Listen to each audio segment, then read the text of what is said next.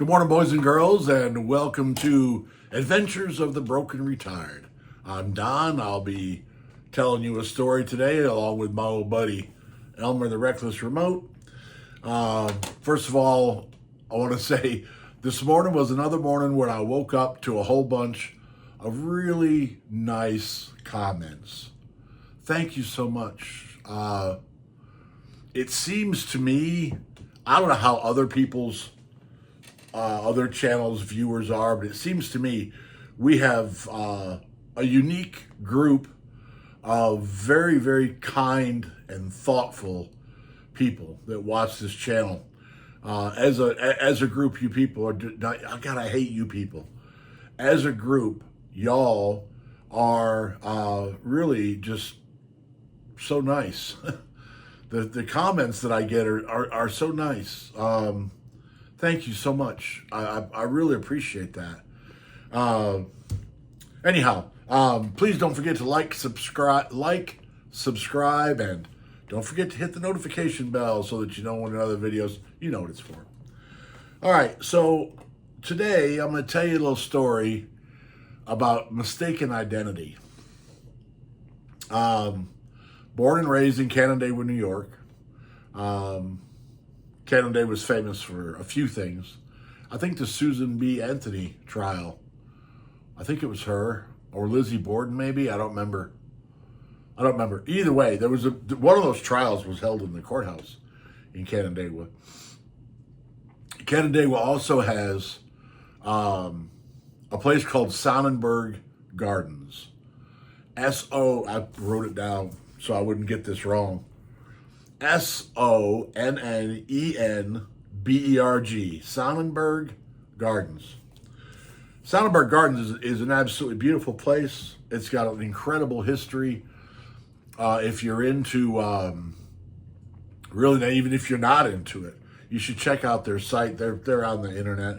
Sonnenberg Gardens is a cool place. And it covers a pretty good area. And the point behind this story is this. Bordering the property, the Sonnenberg property, are streets in Canandaigua. And up until 1965, so I was 5 or 6 years old, we lived on one of those streets called Shalott Street. We lived in a house that was a double house. It was a big house. It had the old horror movie attic and the old horror movie basement, for that matter, because the basement floor was dirt and the floor joists were trees. They were just round trees that still had bark on them.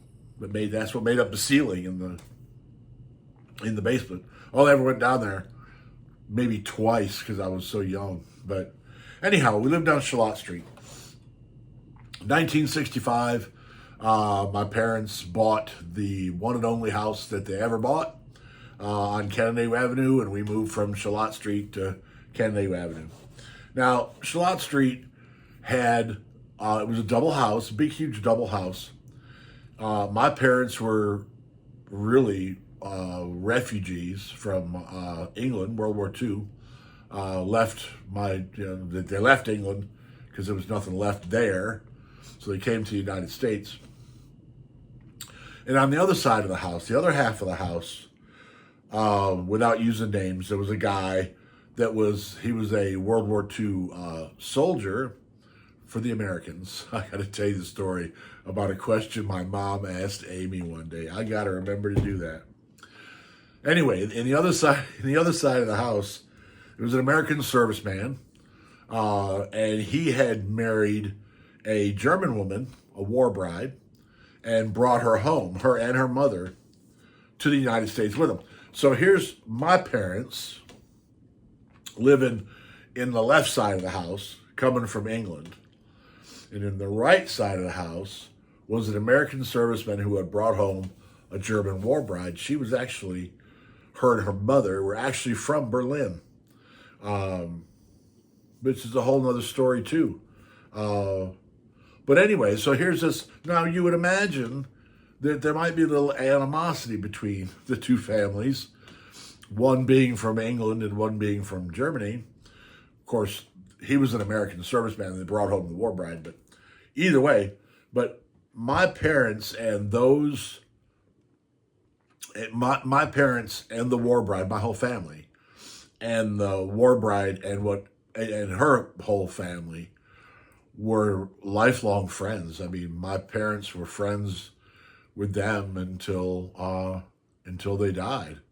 Um, and it was when the war bride, it was when the war bride was very, very ill that I made a discovery about mistaken identity.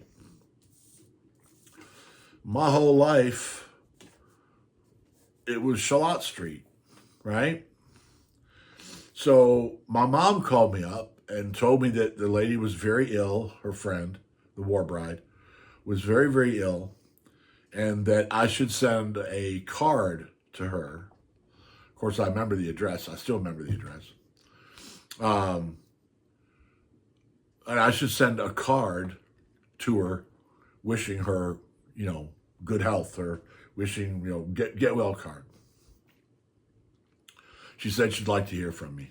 I hadn't seen her. Who knows how long I hadn't seen her. Anyway, so I said, well, sure, I will. And so I then had to figure out how to spell Charlotte, because it was Charlotte Street, and I never looked at it. Canandaigua was a small town. I never looked at a street sign. I knew what all the names of the streets were. I never looked at a street sign. I had no idea how to spell Charlotte. So I figured SCHO LETTE, maybe something along those lines, and did the best I could to figure it out. And no Google Maps at this time. And I sent the card off. And came back a few weeks later, came back, no such address.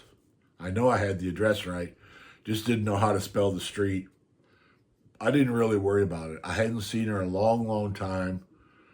I did feel bad for the lady because she was ill, but evidently I didn't feel bad enough to worry about how to spell the name of the street. So, time goes on. A lot of time goes on. And I,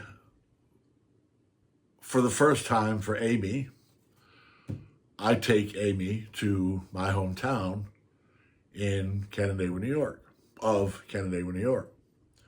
And we're riding around, and I'm showing her around, and we go towards Sonnenberg Gardens, and we turn on Charlotte Street, and I said, this is Charlotte Street. This, that's the house we used to live in when we were kids, and da-da-da-da-da-da-da-da. And then I remembered that I didn't know how to spell Charlotte. So as we got up towards Fort Hill Avenue, I told Amy, look at the street sign and see how to spell Charlotte. I told her the story about sending the card and couldn't figure out how to spell it. So we got up there, and she looked up at the street sign, and she said, it doesn't say Charlotte, it says Charlotte. I said, well, it's Charlotte Street. Maybe they changed the name. I don't know, because it's not Charlotte. I know it's not Charlotte Street. I've been in this town my whole life. It's Charlotte Street. So we get back up to my mom's house, and this is on my mind now, because what happened to Charlotte Street? So I asked my mom about it. And actually, I think Amy brought it up. And she said, hey, we went to Charlotte Street, but that's not what the street sign said. The street sign says Charlotte. And my mom said, well, that's right. Charlotte. Her British accent pronounced the word Charlotte, as in a woman's name, Charlotte. Actually, it was named after one of the, I think it was Frederick Ferris Thompson, who built, I think it was Frederick Ferris Thompson, who built Sonnenberg Gardens, and he had a daughter named Charlotte. It was my mother's British accent that made Charlotte sound like Charlotte. And so now everybody in the family is laughing at me at how stupid I am, including Amy, getting a good laugh out of it. And that's fine. I don't mind. But I had my mom pronounce it a few times and pointed out to everyone, she is saying Charlotte. She's not saying Charlotte. So my whole life, I was born and raised on Charlotte Street, lived there for the first 6 years of my life, could tell you a bunch of bumblebee and tricycle stories and going down to meet my big brothers and sisters at the bus stop. And I thought it was Charlotte, and it wasn't. It was Charlotte. So I found that it wasn't that long ago. It was 10, 15 years ago. I found out that it was Charlotte Street, not Charlotte. So, a case of mistaken identity. Anyway, good morning. Thank you very much for being here. I really appreciate it.